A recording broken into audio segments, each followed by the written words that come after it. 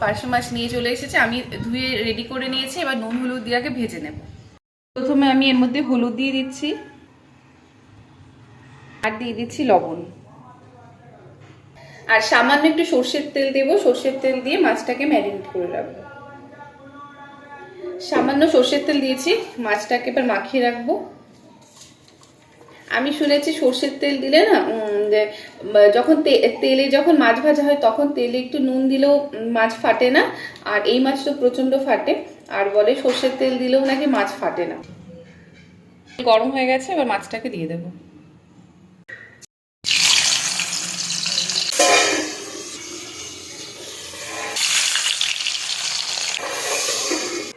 এবার যা রান্না হবে এই তেলেই হবে। আমি ফোড়নে দিচ্ছি কালো জিরে। এবার এর মধ্যে দিয়ে দিচ্ছি 1 চামচ আদা কুচি,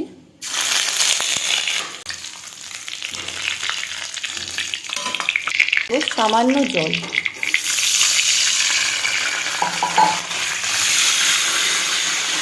এবার এর মধ্যে গুঁড়ো মশলাগুলো দিয়ে দেবো। দিচ্ছি হলুদ, দিচ্ছি কাশ্মীরি লঙ্কার গুঁড়ো, আর দিচ্ছি লবণ। আর এর মধ্যে জল দেওয়ার একটাই কারণ, গুঁড়ো মশলাগুলো দেবো যাতে পুড়ে না যায়, এর জন্য সামান্য একটু জল দিয়ে দিলাম।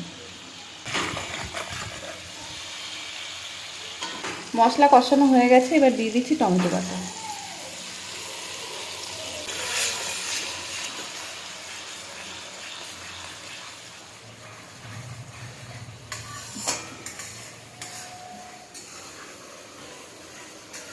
মশলাটা কষানো হয়ে গেছে, এবার এর মধ্যে 2 চামচ সর্ষে আর 1 চামচ পোস্ত আর 2টো কাঁচা লঙ্কা আমি বেটে রেখেছিলাম, এবার এটা এর মধ্যে দিয়ে দেব।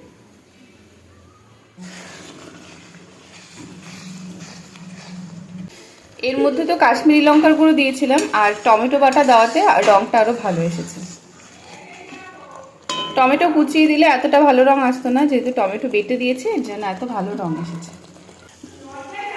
মশলাটা কষে গেছে আর তেল ছেড়েই দিয়েছে। এবার যেটুকুনি পরিমাণ আমার জল লাগবে দিয়ে দেব।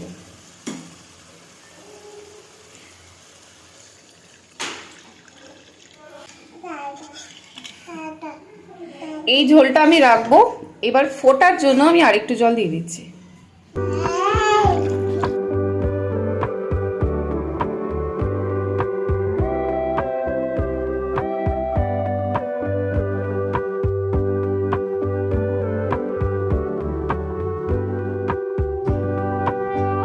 ধনেপাতা,